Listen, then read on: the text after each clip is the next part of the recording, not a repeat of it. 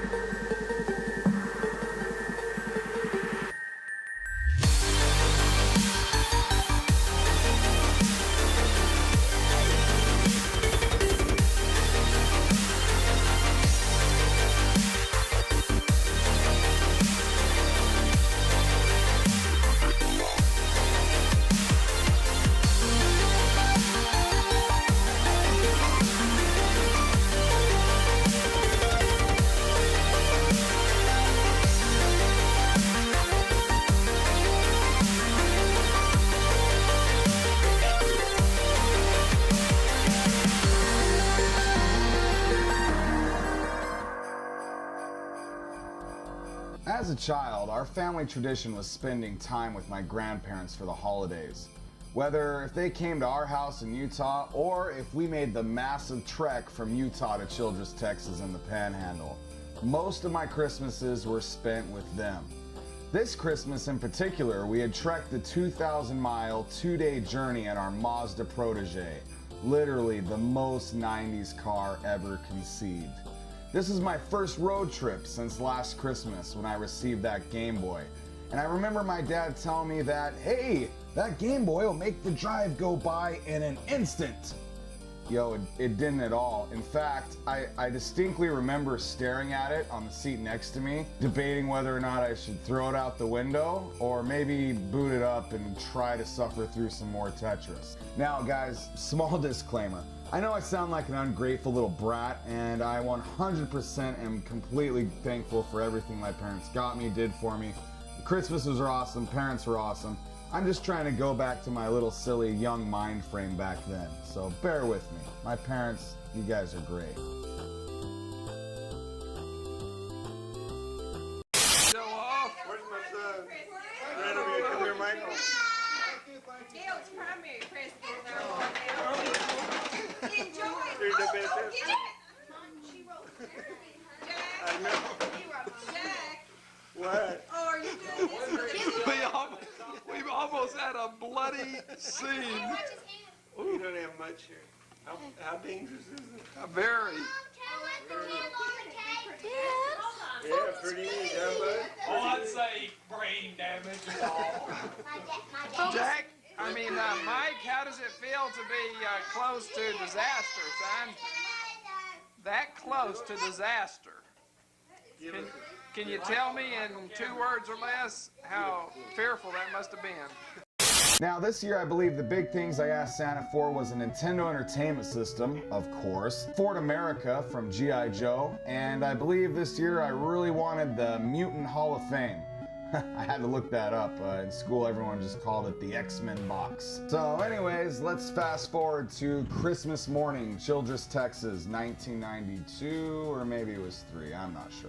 So when 5 a.m. rolled around, as was custom in my family, I would do the honors of waking up my mom, dad, and granny and grandpa with an air horn and cowbell while tap dancing, at least to hear them tell it. And they finally let me come out and see the loot. I immediately was overwhelmed with the amount of cool stuff that was out in front of me. First thing I picked up was Ford America. Now, G.I. Joe Ford America, on the commercials, what it looked like was basically a G.I. Joe base that could transform into a tank. Looked really awesome. In reality, it was kind of a pile of crap. I mean, when it was in the base form, it was okay enough, but once you transformed it into the tank, well, it wasn't constructed properly. You know, pieces would fly off and, you know, hit little Mexican babies in the face as you drove by, and, you know, parts would catch on fire. It always needed an oil change. The check engine light was always on. Each piece would fall off one by one as you literally just pushed it from the TV to the coffee table. Up on the chair and back of it, I also found a cool G.I. Joe boat that I hadn't asked for called the Shark 9000. It came with cutter. It floated, it shot mines out of it, and it looked real rad while doing it. I also found an updated Cobra Eel action figure and the action figure of one of the top military brass from the comics. I didn't even know who the hell he was back then, General Flag. I had a real good time playing battles in the backyard at my grandparents' house under the pecan trees this year. This year also began an awesome trend my parents invented of giving me amazing Lego sets. This year I got the Ice Planet, which to this day I feel like that was one of the best sets that Lego ever conceived. The ice planet was in a deep freeze until a maniac touched down. Lego Maniac!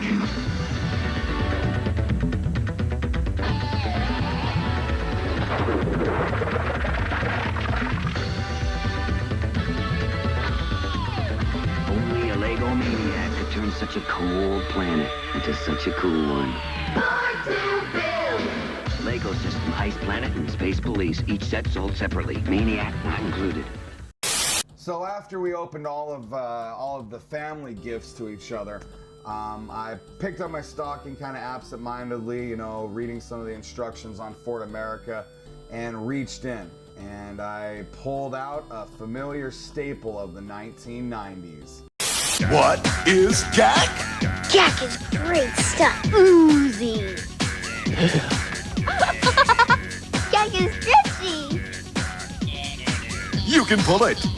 Make Gak sounds. How rude. Suck it up and squirt it out with a Gak back. Pump it up and blow it up with a Gak inflator. Well, I never. Nickelodeon Gak comes in different colors, sizes, and playsets, each sold separately. Coming soon from Mattel. Disgusting. When I came in for a second pull, I pulled out something that would be sort of an enigma of my childhood for years to come.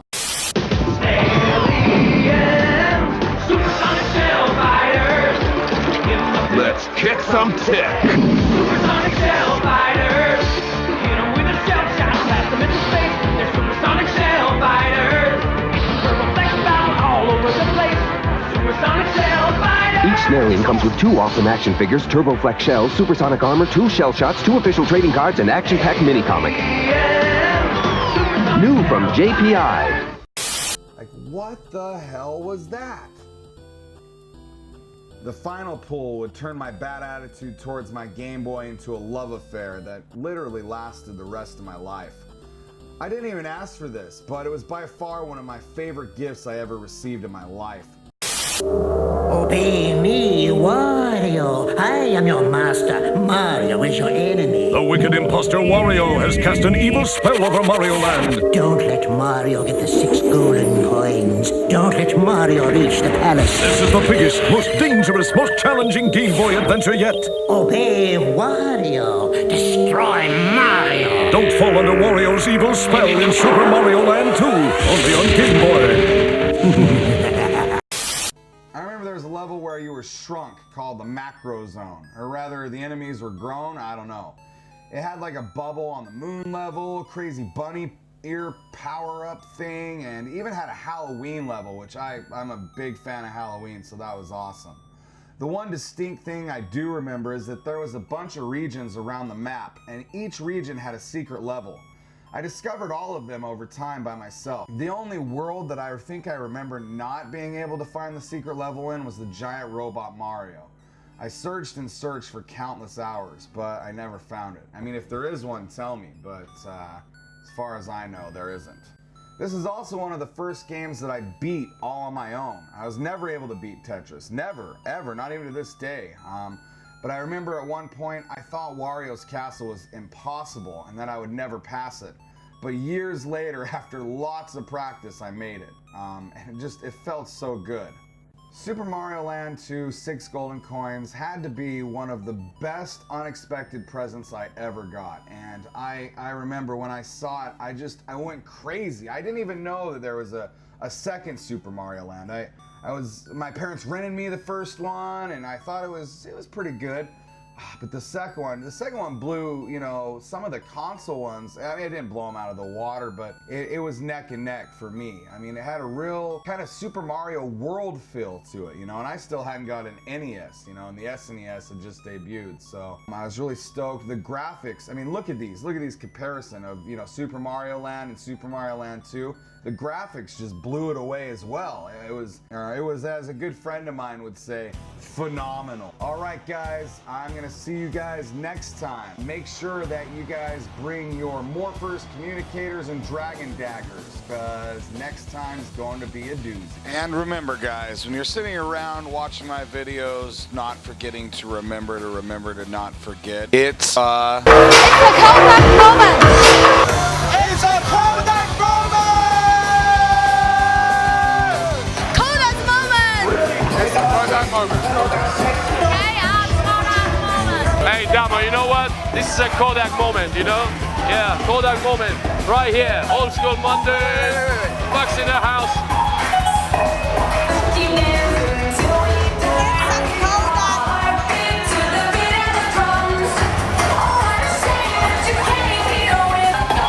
Oh, yeah! This is a Kodak moment, baby! Yeah! Boom! Yo, yo, yo! It's a Kodak moment right here, Old School Monday. Make some noise!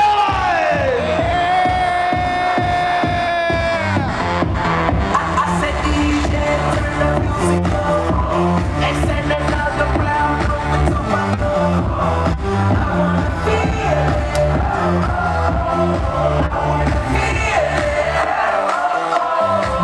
Sorry, I'm at the bar. Over half a bar, sipping to the one. Stop.